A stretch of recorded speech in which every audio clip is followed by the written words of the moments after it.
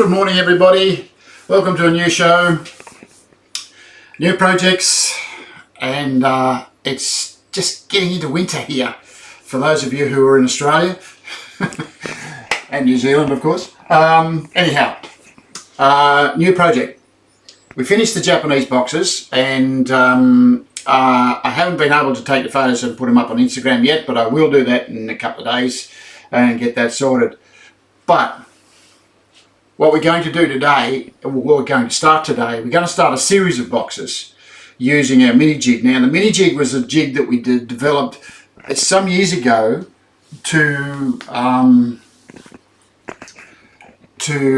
help people put butterflies in the tops of boxes, and they looked a little bit like this sort of thing. So we have the boxes there. Pammy just goes onto her camera.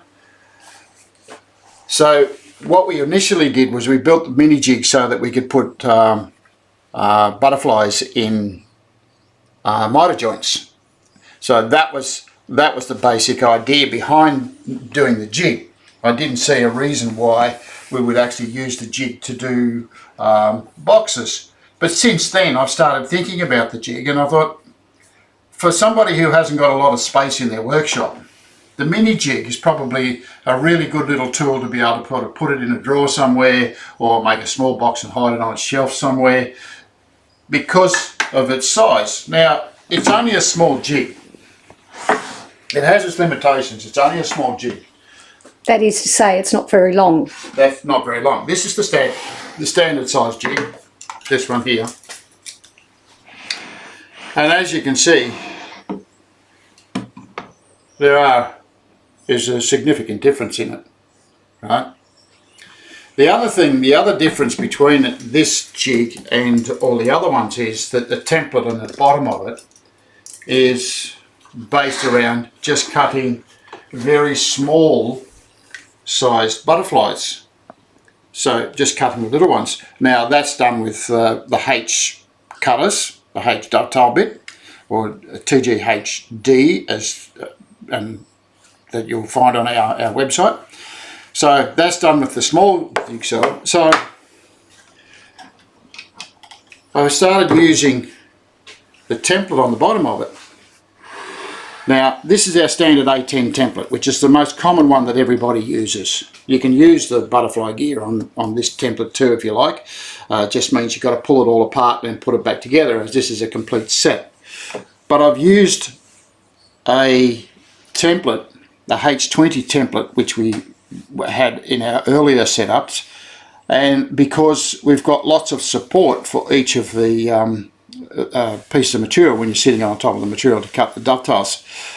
So it was just based around the fact that you needed to support for a piece of material that you would sit on at an angle at 45 degrees.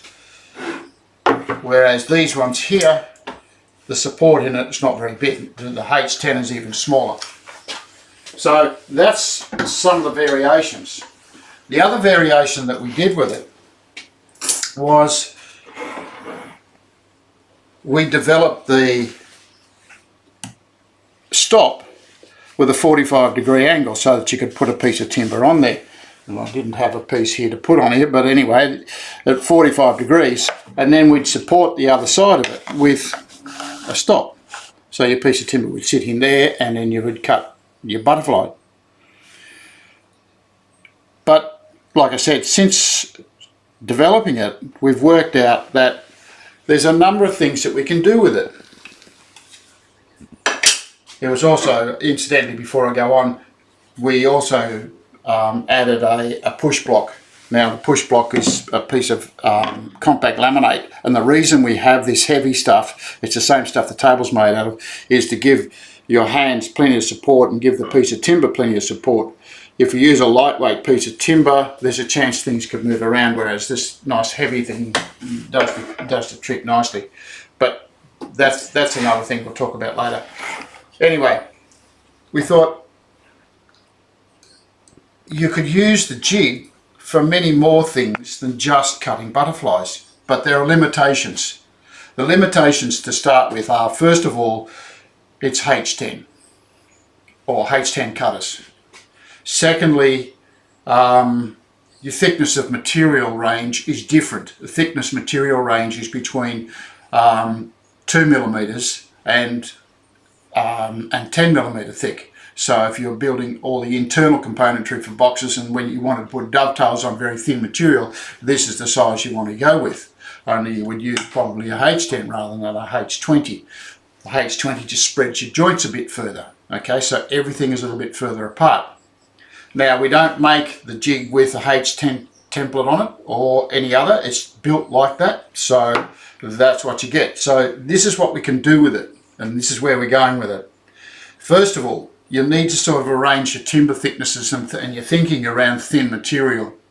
So what I've got over on my drop saw table is a number of different timbers that were sort of left over from using cutting various timbers down to size to suit different projects that I was doing. Now our normal size was the 10 mil, and this is the one that we sell. So if you want to buy some timber from us, we have a range of different timbers, 10 millimeters, right? And leftover bits, like my supplier actually has little offcuts and things like that, and I generally take them off him because they're actually quite good for all the smaller stuff that I work with. You can see I've got 9 mil, 8 mil, 7 mil, and 7 mil I use for internal boxes or anything like that. And if I need anything thinner than that, well, I can dress down some of the thinner stuff, and I'm not actually wasting a piece of thicker material. So I sort of have a little stock of these sorts of things in my larder, and as you can see, I always measure and I always write the timber on the thing, so I'm not having to sort of guess as to what timbers that we've got. You can see I've got quite a range of them, and I try to sort of, you know, just keep a little supply of them. So what we're going to do is we're going to make a range of boxes. And I'm going to start with our little desktop box, our little secrets box, and I'm going to make one out of each of the 3 thinner pieces of material. Now the reason I'm going to do that is because each of them have their own different foibles. There are reasons for doing these different thicknesses. First of all, the thickness of the timber here means that I can't use any hinging, the 8 and the 10, because I don't have anything that would fit an 8 or 10 millimeter thick piece of material, any sort of hinges. But I do have hinges that would work on the 9 mil. Do you mean 7 and 8 mil? 7 and 8, sorry. Yeah. 7 and 8, but I do have hinges that work on the 9 mil. So we'll hinge a lid for that one. We'll do a different lid for this one, and we'll do a different lid for this one. So as you can see, you can do a range of boxes or a range of different types of thickness material on boxes, and you can vary it up by changing the type of lid that you put on it, or the way you attach the lid, or various things. So back here, we go back here, this is what we're going to do. The boxes themselves, I have to find one, will be that big. Right, that's our standard desktop box. Which is approximately 100 millimeters by 100 millimeters. I'll just get this one out of the way.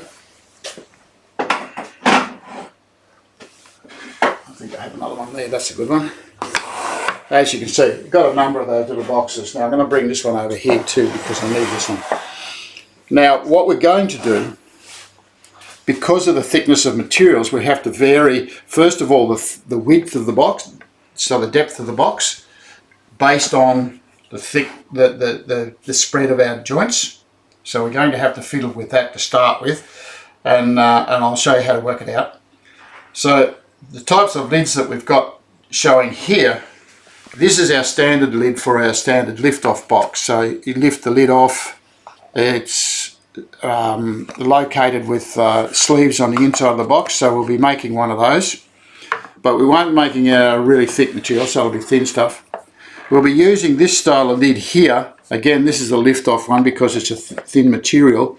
This is the lid we used in the top of the Japanese box. So I'll go through that again, and then we'll also do a hinge lid. so that we have a box with a hinge lid on it. Now, the hinge lid one will more than likely be a standard, or may be a box that has a lid that shaped like this, where I haven't got this little rebate around the inside of the box. As you can see, it doesn't have that rebate around there, so it's basically just fitted into the frame of the box. So I'll do one like that, one like this, and one like that, and we'll use the different thickness materials to actually get all of those results. So we'll have a little fiddle around with that. All we have to do now is select some timber and then we'll get started.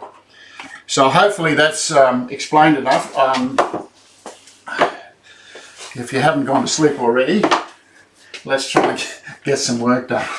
So first of all, what we do is need our jig. Right? Now, you can do any of these tasks on the bigger jigs. This is just for this little jig. This is how we're going to go about it. First of all, what we need to do is we need to work out what size we're going to use. Now, let's go over to our little pile, and I'll start. I'm going to cut, what I'm going to do is I'm going to cut all the frames at the same time. So there will be adjustments throughout each of the frame cutting, but we'll cut up some timber anyway. So let me shift the 10mm because we won't be using that. I'll just shift this out of the way over here. And I thought maybe the 9mm we might use some jacaranda. And I've got some Honduran mahogany here too, so we'll use a little bit of Honduran mahogany. So we'll make the 9mm box out of that because it's a really nice combination. I've got rose mahogany. Ooh. I've got rose mahogany, Coastwood silky, and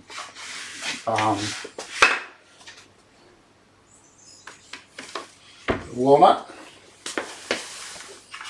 Out of that one. That's the 9mm. Well, actually, we might use that. What's that? 8mm.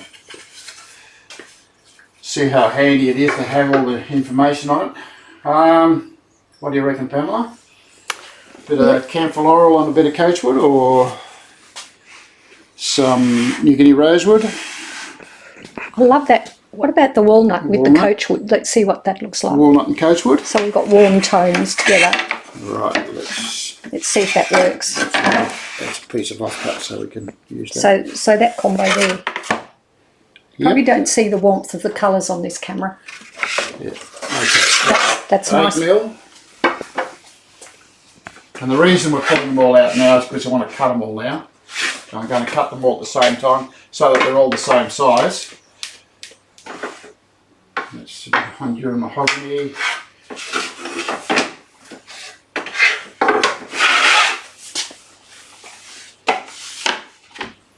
And in the 8mm, let's try a bit of, what's that, rose mahogany?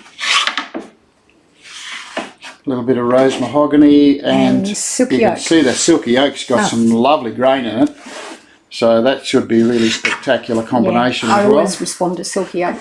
Silky oak comes in many different grain types. If you just come back and look to it, Pammy, you can see this one here is the southern silky oak, and this one here is the northern silky oak, and you can see there's a very difference in the colour. The darker is the probably the one that I sort of shy away from, but it does show a lot more of the Midori rays. The lighter one I use often for various things, but for this case we'll use the smaller one. We'll use the darker one because the combinations fit together. So, thank you. Let's get that sorted. The camphor laurel is quite nice too. It's got it's a very light shades, so it's quite nice. But we'll steer away from it. Okay. So I keep a little stock of this stuff, and I'll just keep this one over on the bench. So I've got 2 pieces of each, and that will give me enough to cut some stuff. So back to our drawing board, and Pamela's going to be dancing around me all morning. Okay, sizes. The little boxes that we have, what I want to do is I want to be able to cut the tops off them. So I've got to have them in such a way that that I'll expand a joint in here as well. So I have to take that into consideration.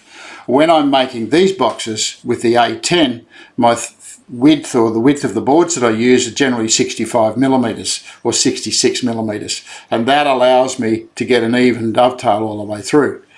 I probably can't do that on here because it's just not going to fit in the right spot. So let's get my ruler out and let's have a little measure. So if I want half a dovetail on the top and half a dovetail on the bottom, so if I want half a dovetail top and half a dovetail bottom, I've got to start in the centre here. Because when we think about the router bit, you can see the router bit is only 6mm, and when it fits between there, this is halfway, right? I generally have a little more than half of the router bit into the piece of timber, so I come into about there. So when you look at that, it's about just a little bit over halfway between the two fingers on the template. So, but this is a little bit deceiving too, isn't it? This is an A10 box. Yeah, and it's also cut. Yeah. So what we have to do is we have to work out where we want to go. So if I said 65, which is the same size as that, you would find that 65 is halfway through here, so I wouldn't get a full dovetail in that. It wouldn't fit right. So what I have to do is I have to sort of have a little play at the thickness. You can see this one here is just a bit shorter, right? And that's the H20 or this size, right? So our measurement for this one here would probably be around about 58. Right? So the height of the box. The height of the box. Now 58 gives you 4mm to be able to cut the top off. So normally it would come to around about 54 to give you a half on either side that way. But then again, you've got to allow for the top, so I've got to spread a joint or expand one of the joints. So 58 is quite a good measurement. Now the box doesn't look out of place at that height. You can see it's still quite good. So for these little boxes, let's call it 58mm, is going to be the height of each of the piece of timbers, or the width of each piece of timber. So what we need to do is we need to cut out our timbers for those, and we'll go from there. So I hope that helps to explain how I get my measurements for odd size boxes. Can you do the walnut one in this design? I think I can. Walnut, what was it? Walnut and coachwood, I think. Coachwood, rightio. So the soft pink Okay, so tones. back to our drop saw. Now all of my pieces of timber are going to be cut at 100mm. Now,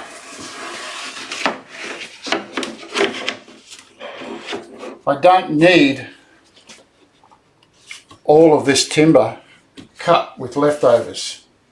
So what I'm going to do is I'm going to just cut off enough for each of the things, so there'll be 400mm, or a little bit over 400mm, and I'll keep the other at 100mm wide so I can dock it down. So my first task,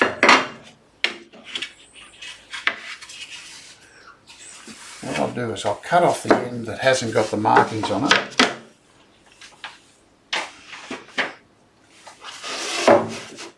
Just dress the end of the timber. It's a good point in every case. Which one has that? 7mm.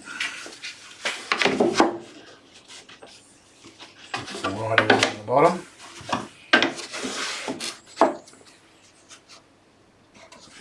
I like to dress the end of the piece of timber. As you can see, the timber's not actually straight. So I'm going to have to mark one of my sides to make sure that I'm on the side all the time. Just a inch mark on there. So it goes from, Okay. gets wider and wider. Yes, it's not actually straight. So this is something you need to check every single time when you start. So my first cut, just dot the end of it.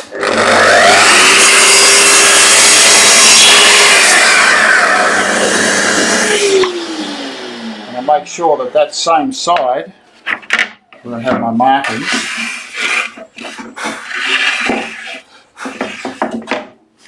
goes up against there when we dock up the pieces at 100mm. Alright, so show the marks on that one. That one there. Okay. Now I'm not going to cut those off just yet because I want to get the others ready. And like I say, I do all of these so that I do the whole lot at the same time, and that way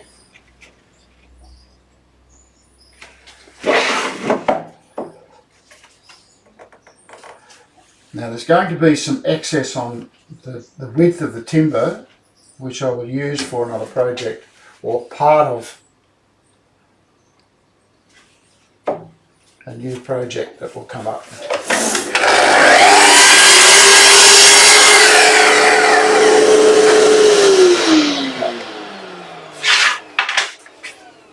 Those two have to be cut. Now I've got the walnut and the coachwood.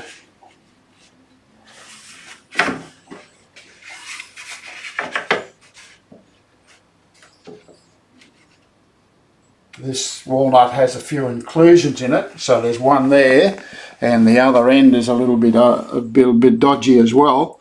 And basically, because it was the last piece on the board and the leftover, so as you can imagine, some of those bits are going to have little bark inclusions. They're going to have little faults and things like that that occur on the timber. So we need to cut around those sort of bits and pieces.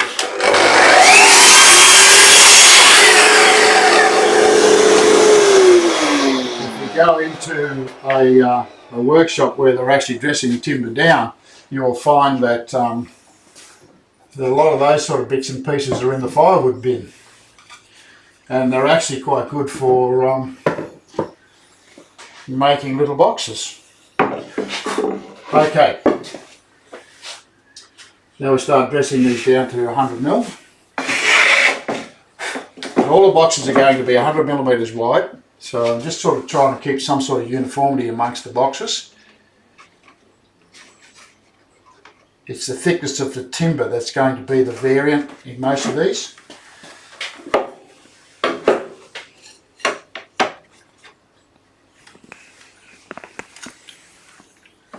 So 100mm.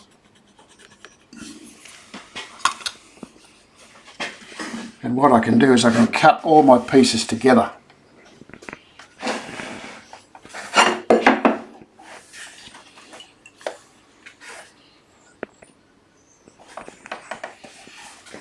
That's my 100mm. Just making sure they're perfectly flush on the ends. I'll put a stop on my saw. Now if you've got one of those with a measuring tape on it, lucky you.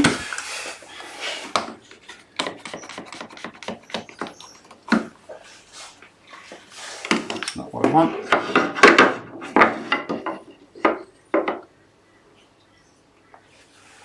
Way up. Better. Okay. So all of these 100mm.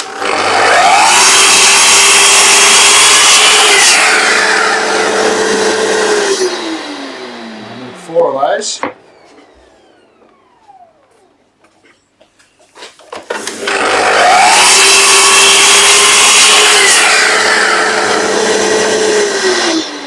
This one has an inclusion in it, so we're going to end up cutting that little piece off because it's inside the thickness of the width we need. 2,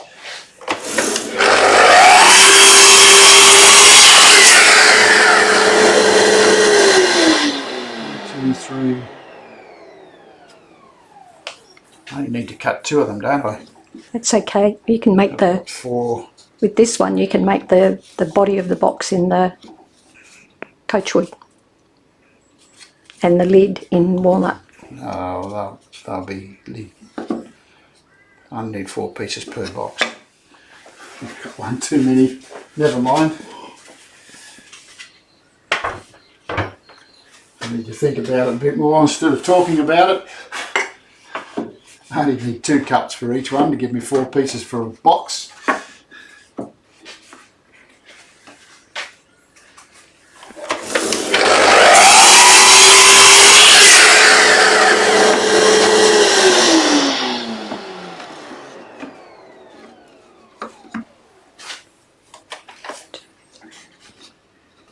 Make sure you have everything perfectly square when you do the cut.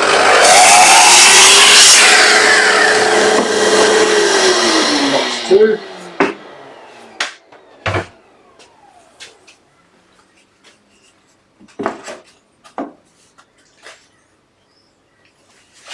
And box 3.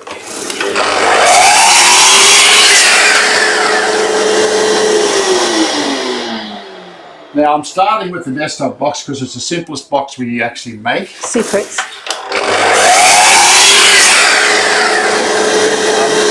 Secret box. Secrets box, I'll get it right eventually. The secrets box. I'm starting with the secrets box because it's the simplest box we make. Right, now I'll keep those 2 pieces aside. The next is to get them, dress them down to 58mm.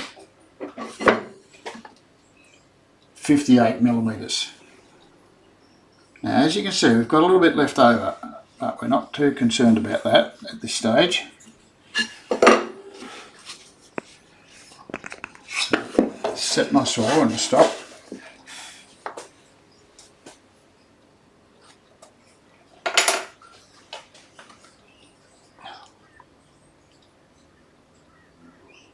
And what I'll do is I'll cut one and then I'll just show you what I mean about setup.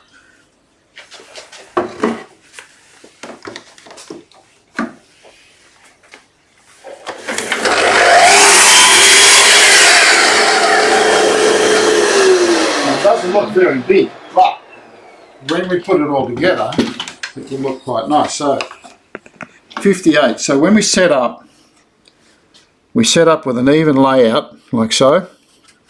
That'll give us half a dovetail there, a whole one there, and a half a one there. So we're going to end up with 3 dovetails. If you want the box to be bigger, what we can do is we can change the measurement so that we've got a half a dovetail there, one there, another one there. Well, you can't put that on this, so it'll be halfway there. You'll end up with 2.5 dovetails on it. So it makes it actually a higher box. So that would come to there. So the measurement, the marking would come to about here somewhere, and that would make it a bit higher in the height of the box, so you can spread the box out. You can make them higher or lower or shorter. It depends on what you want.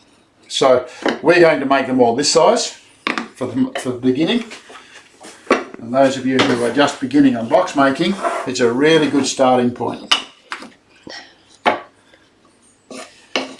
So what style of box are you, the very first one? Secrets box. No, the style of the box, the lid and so on. Oh, they're all going to be done at the same time. So I'll be doing, I'll be making probably this one. Yeah, okay. So it'll be the,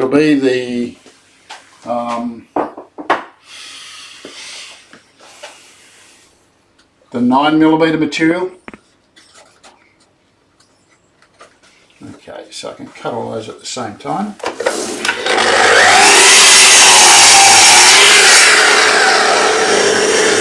As you can see, we've got some nice little blocks left over. I could actually make a tray out of that. So by just dovetailing those together, I can use those to make a little tray for something, whatever. It will come in handy for something. So there's box 1. And this one is going to be, just picking the better side. So that's quite nice. Yeah, that's just a colour.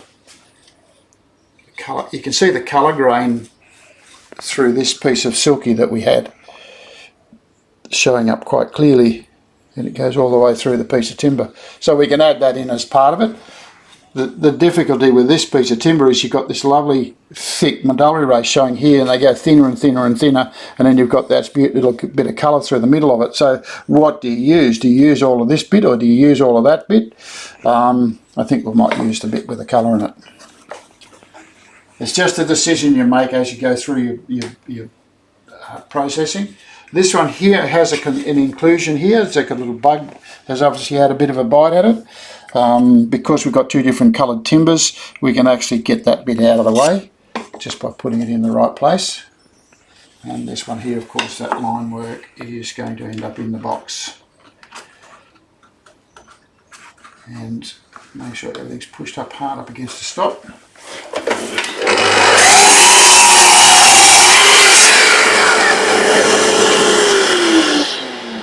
Box 2. And box 3, this one's here's got some beautiful jacaranda. This is a 9mm material. The Honduran mahogany is actually really stunning.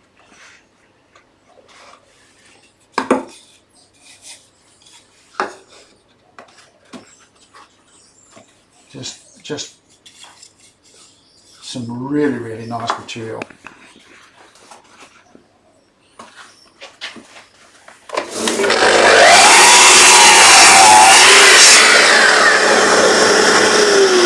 See, the Honduran mahogany is actually wide enough to cut a second box out of it, so it might even be a choice later down the track. So all of those are the same size, all of those are the same size, and they're just our offcuts. So there's our 3 boxes. Are you going to vary them up? Like, yeah, it looks like you're doing 2 sides one colour, 2 sides the other colour. Like this is the walls of the box, right? Yep. You see how on the Japanese box, Arigato, it's all the one colour all the way around. Yep. But you don't necessarily want to do them all like that, surely? Yeah, I was going to do that. Oh, how dull is that? It's not dull. Yeah, it is. It's boring. Vary it up. I want to do it. Pam's having a go at me because the boxes are two-tone boxes. Obviously, she wants something different. So, if that's why don't you make this one? I can't because I haven't got the timber wide enough on the offcuts. Righto.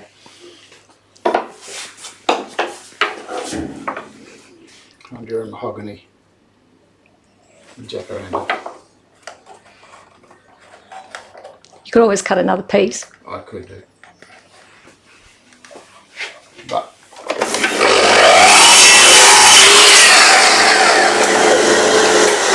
in this exercise, the 9mm will all be the same.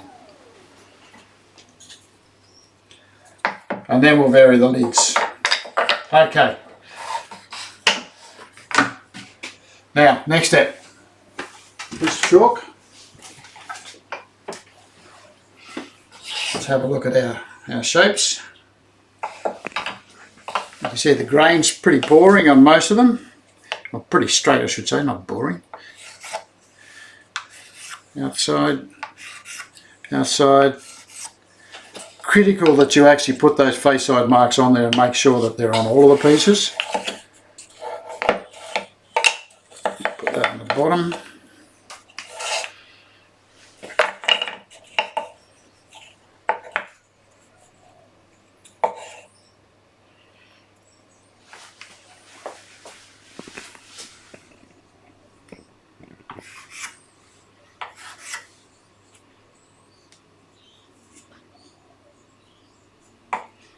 Pays to check. There's a piece of material there that's got a little swale out of the top of it. I didn't look at that.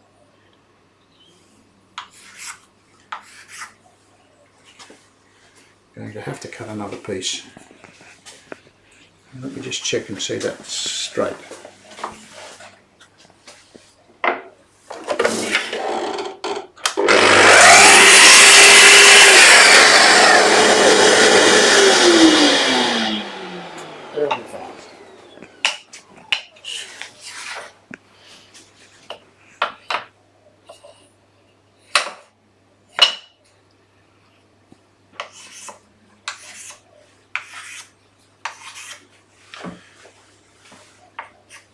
Okay, for those of you who are new and haven't seen this before, face side mark, always on the outside of the box, and the bottom of the mark actually comes onto the bottom of the box. This is the habit that I talk about all the time, getting into the habit of doing that so that you have a marking that will help you through getting all the cuts done correctly. Okay, now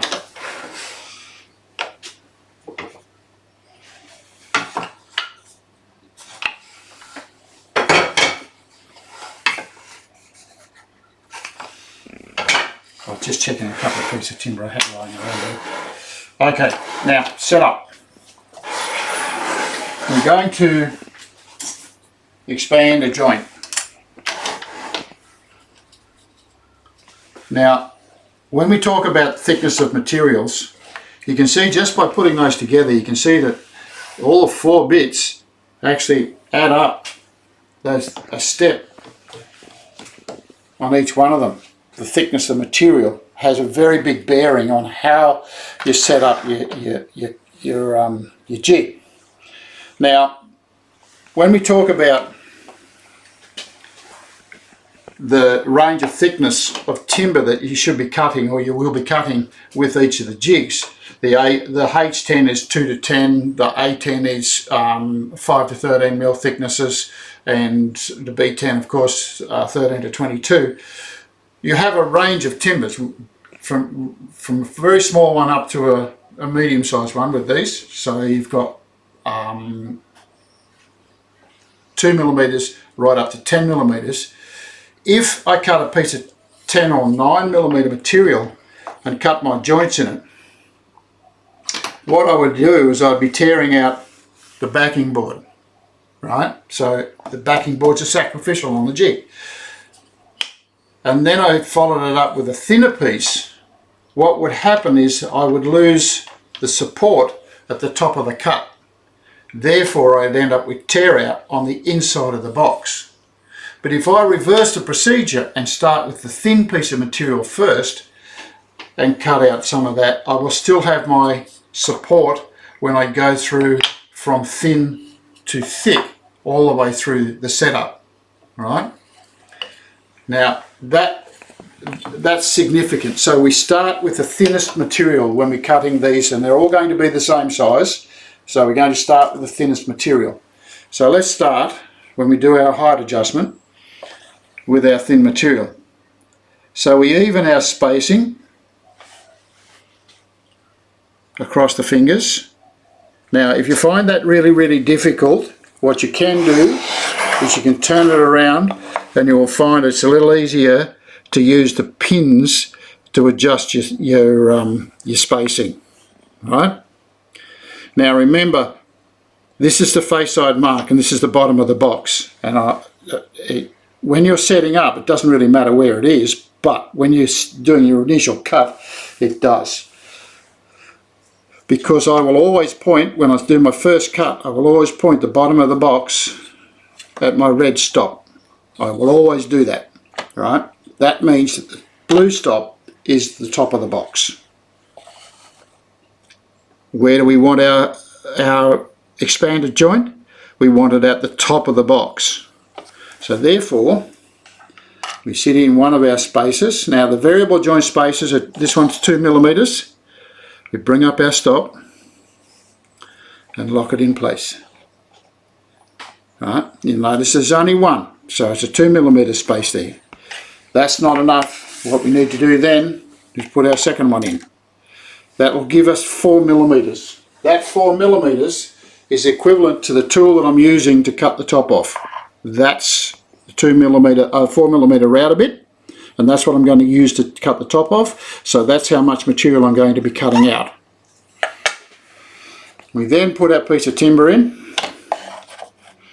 and as you can see here, I've moved it along. It's actually gone 2 millimeters this way, but when we shift everything it'll move at 4 millimeters, and I'll show you why. Now you need to do it this way. You need to use this technique, because if you don't, you won't get an even layout of joints. Alright, So let's take that out of there, spin round, because we always cut our dovetails first, and we put our piece of timber back in. Right, now that is set up, ready to cut dovetails. I'll get half a dovetail here. I want my spacing here so I can cut the lid off, but I need to cut these two joints as well. So when we've got that set up, chalk marks. Chalk mark. You can have a chalk mark if they want. Yeah, do that, because it does help people visibly. So what I'm going to do is I'm going to expand this joint here, so my top will be there somewhere, right? So I'll cut this, and then I'll shift my spaces along here, and I'll expand that joint. Okay. I don't do any doubt once I've got it sorted. If you do the same thing every time and you set yourself up a routine and some good habits, you'll find that everything will work for you all the time, and there's no need to put some of these marks on there, but it's still always a good idea in the beginning. Now, all I've done there is I've just checked to see that I'm hard up against my stop here, hard up against the spaces there, and I'm hard down on top of the template there. So my next step is to get my router bits.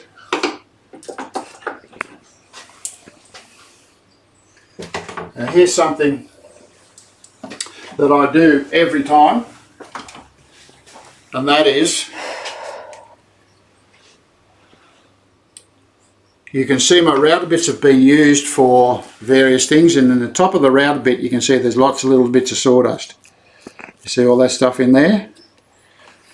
And so what I have to do is I have to clean those and just make sure that they're all in good order. They're all grubby at the moment. So, toothbrush, scrub out the excess, give them a really good clean.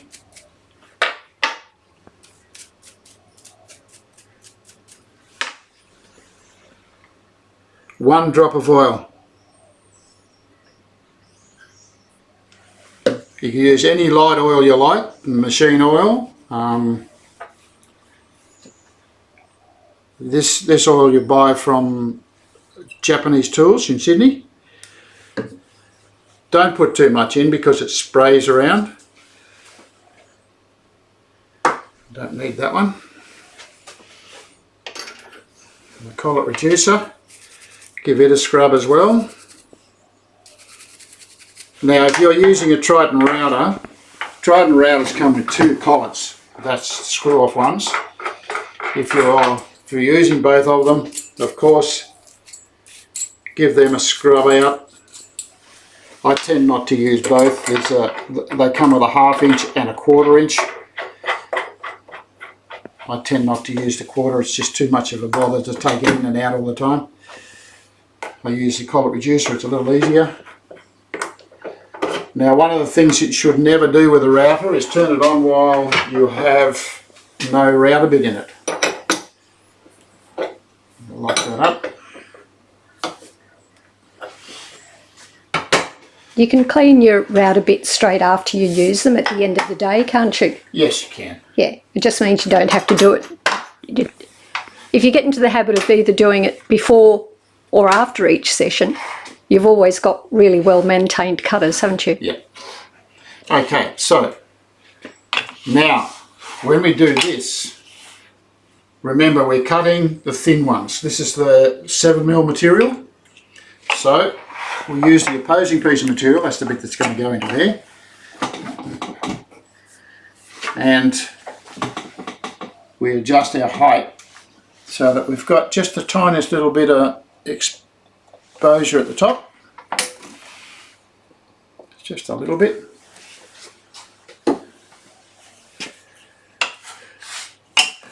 We want our dovetails on this bit. Turn this around so fan can get in there. Okay. The ears on, everybody. We'll do our cuts. So what I'm going to do is I'm going to cut my first cut there, and then I'm going to shift the spaces and cut this one and then cut that one.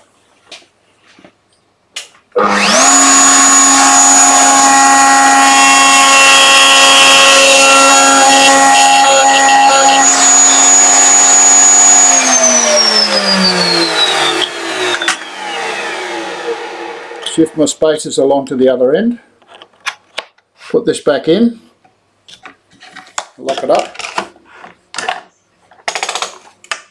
check.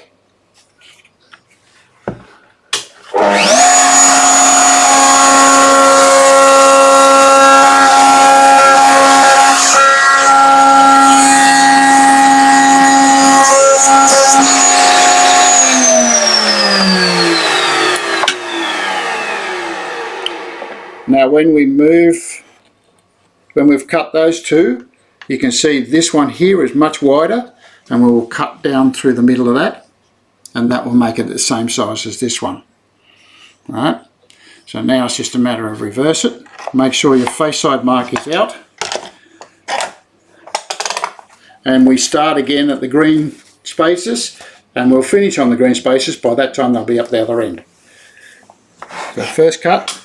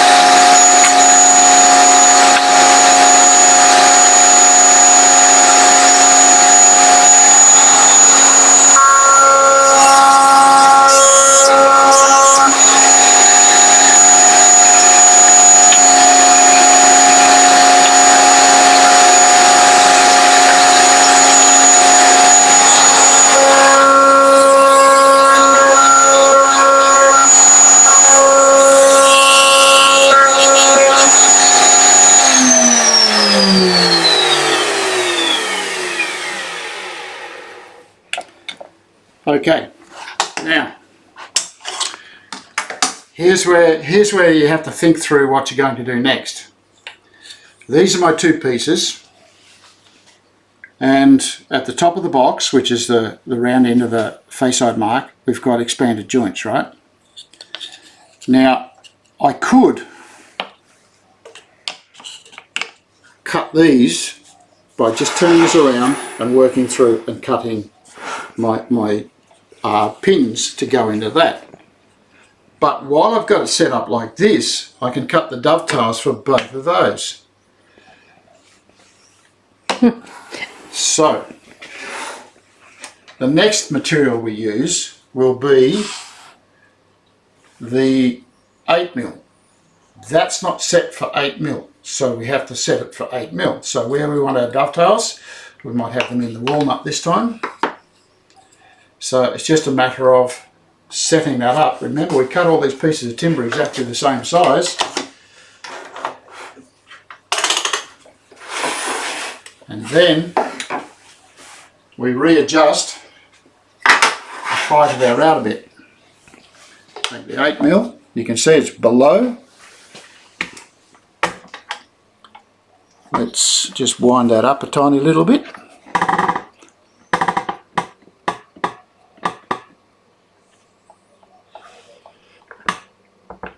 Okay, so just above it. Now what happens there, this is the reason we do it this way, with the thin, start with the thin first, is that now, I'll put it in the right side, now when we cut across there, you can see that the top of the router bit actually hits the top of the cutout that we initially did with the 7mm. It's a bit hard to see, actually. It's a little bit hard to see, but it does hit it, so I can't push it through into it. Yeah, that's right.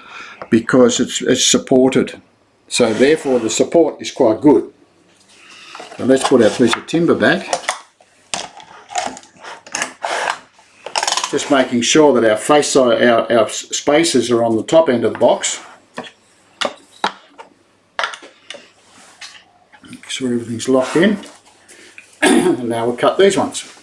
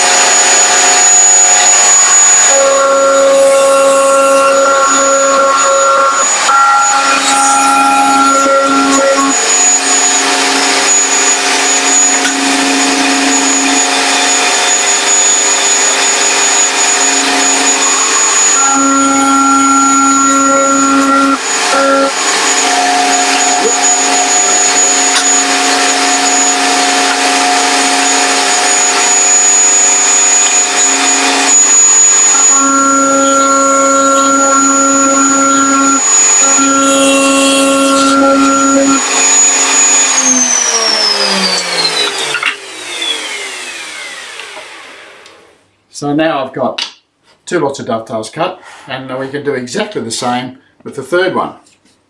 So reset.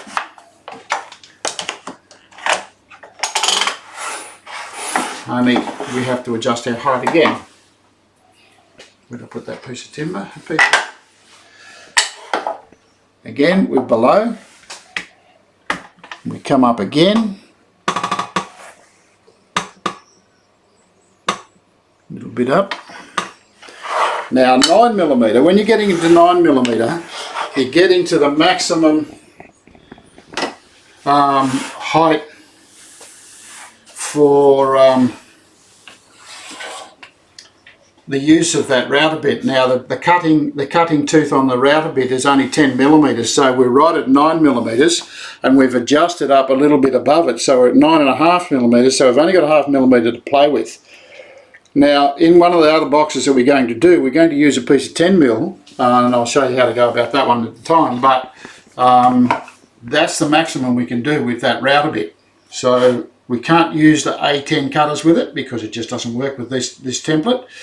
So you have to go onto your A10 jig if you're going to do that sort of thing. So anyway, we've cut this one, set this one at 9. So we cut those joints.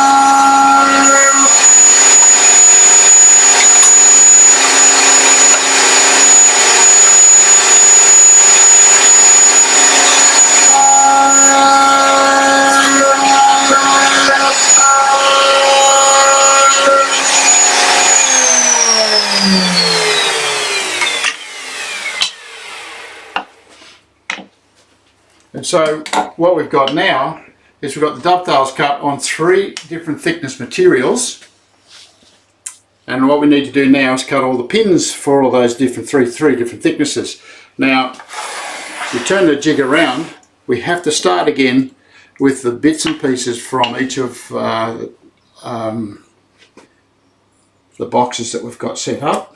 So we put them in exactly the same way, making sure that the face side mark is out and the bottom of the box is actually pointing at my red stop.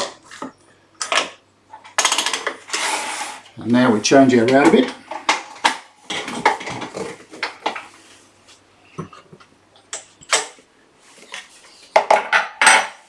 I've normally got a dust extractor system on there, but you can't see anything when you've got the dust extractor in the way.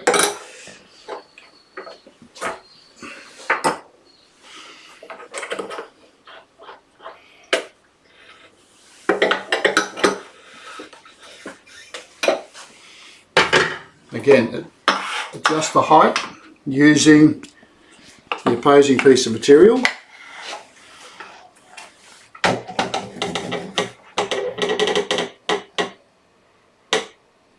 I'm just getting that just above.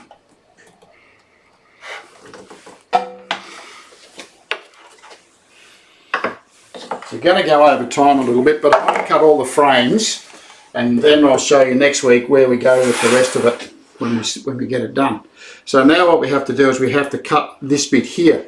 Now the principle behind this is, what we've done is we've expanded one of the joints. So when we cut these, we didn't take anything off here, or we didn't take anything off there, we just left bits and pieces on there. But to be able to get that spacing there the same here, we have to first cut the joint, and then we have to take off the excess that we've left on here, out of this joint here. So here's how we go about that. So I'm going to cut the first one, and as you can see, I've only got 2. We'll cut the first one.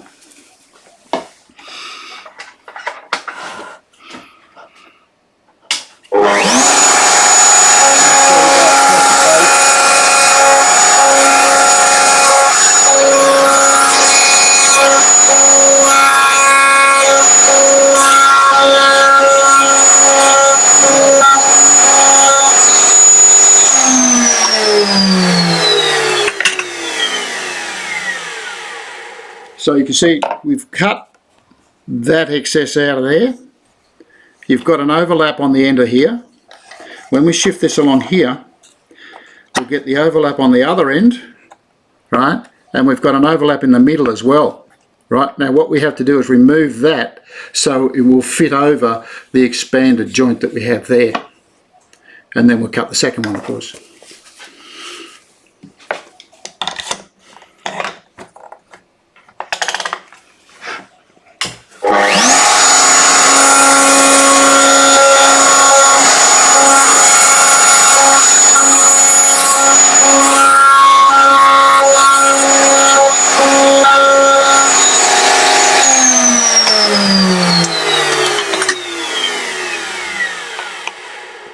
Now the one thing I didn't mention beforehand, it's always a good idea to make sure that your dovetail joint, your jig, has the right number of spaces in here. I didn't mention that earlier. It's the same setup as if you were using your A10, but that's what we want to try and achieve. Here's a perfect fit like that, and you can see I'm flush on the top. It's also flush on the bottom. It's a nice fit, so you'll get a good fit based on your setup here. Now we're working with 3 different thickness materials, so you may find that as you go through to the thicker one, you're going to get a little tighter as you go along. But that doesn't really matter. It'll still work very nicely. So what I do now is just make sure I've got it up the other way, and we work back the other way.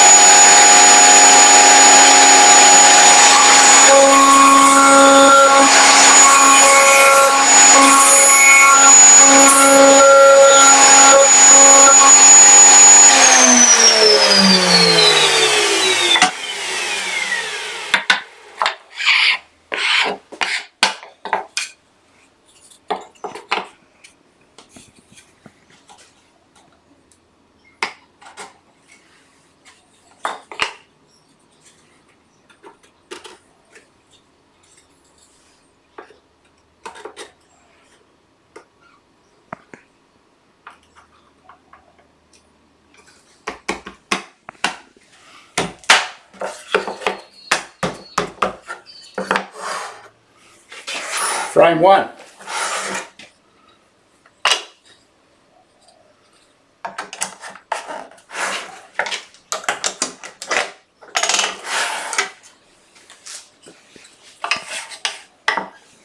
We'll just readjust our route a bit.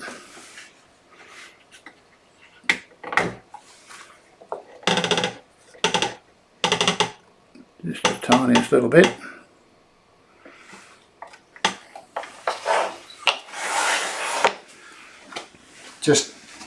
Just come into this.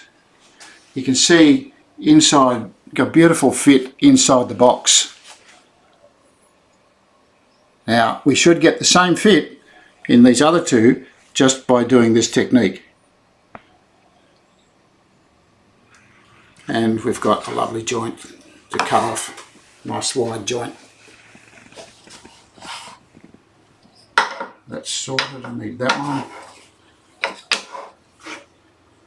Readjusted, tightened, everything's turned on and off. Okay, I'll recut the next one.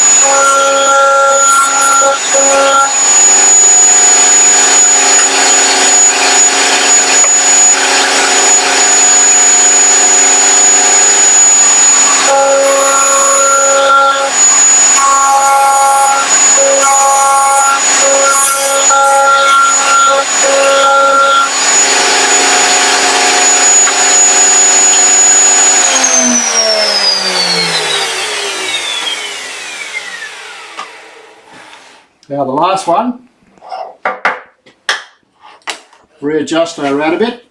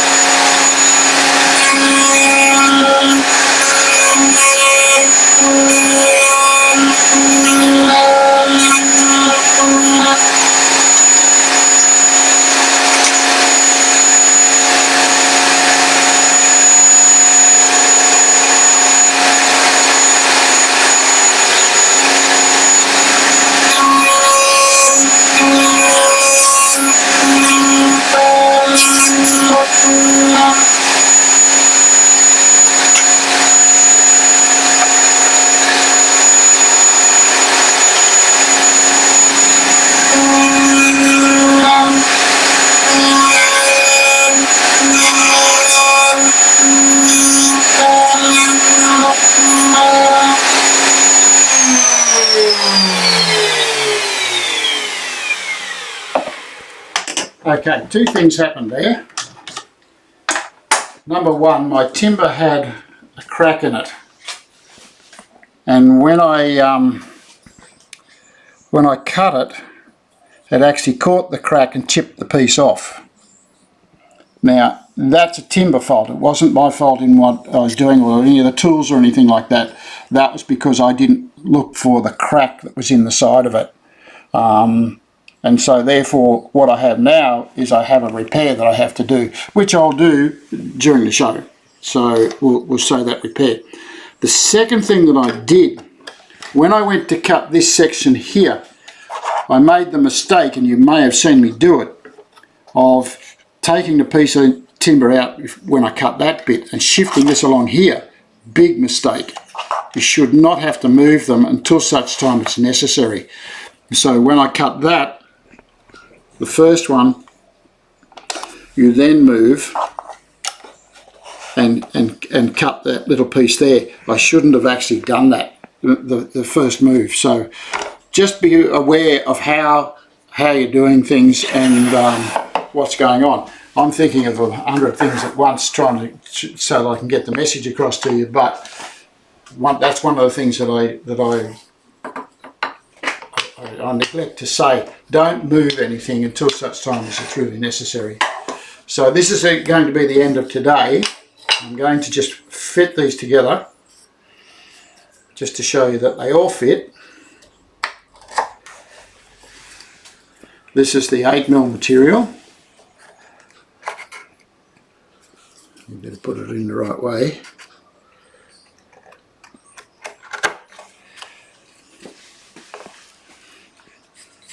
Again, put it in the right way.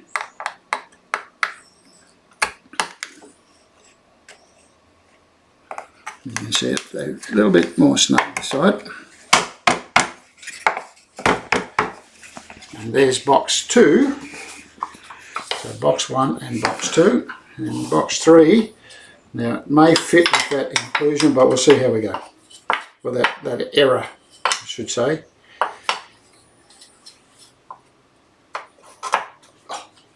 Lovely. Let's see how we go here. That one fits.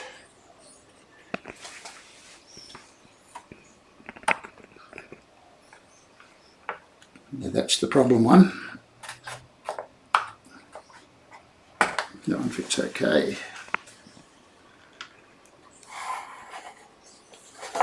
I might tidy that one up with a chisel.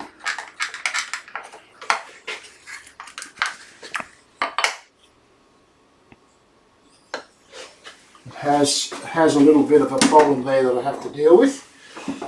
It's all about that split that was on it.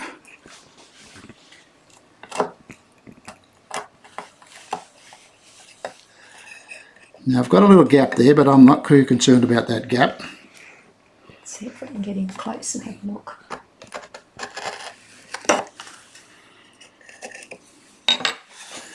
Let's see if that fits now.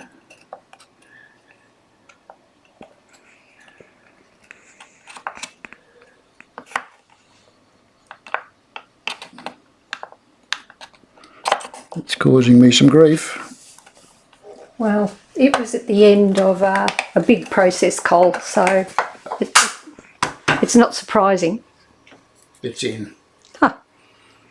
But just. Let's have a look at it.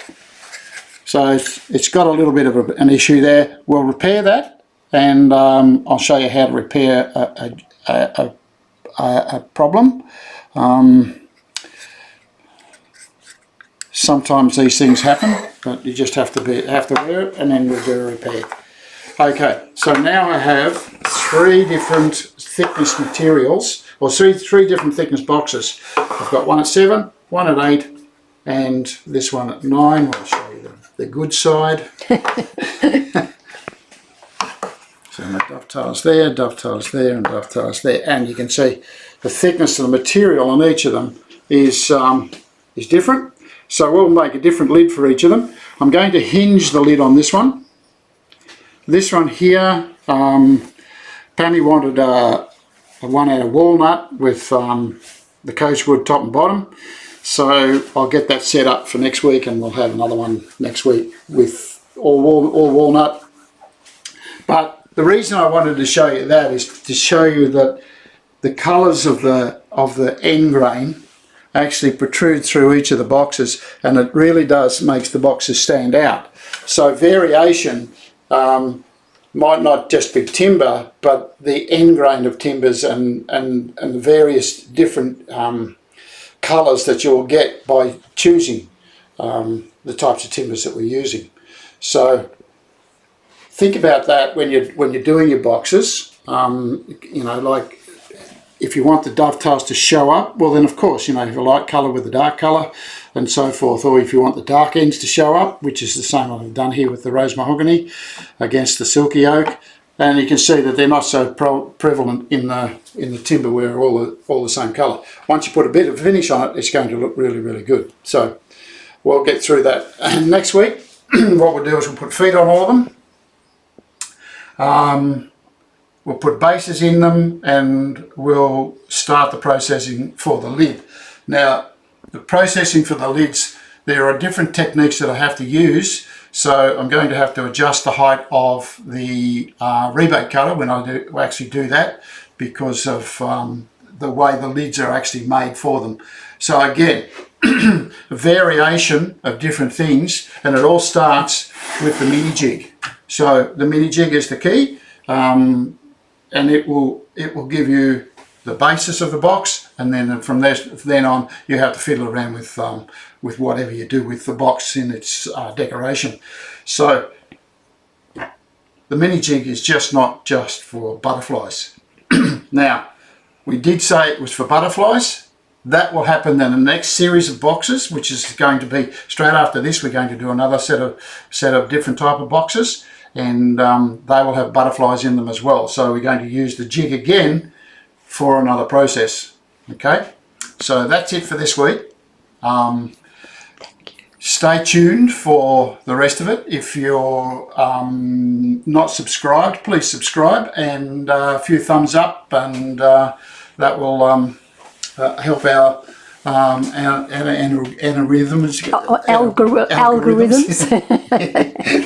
All of those sorts of stuff.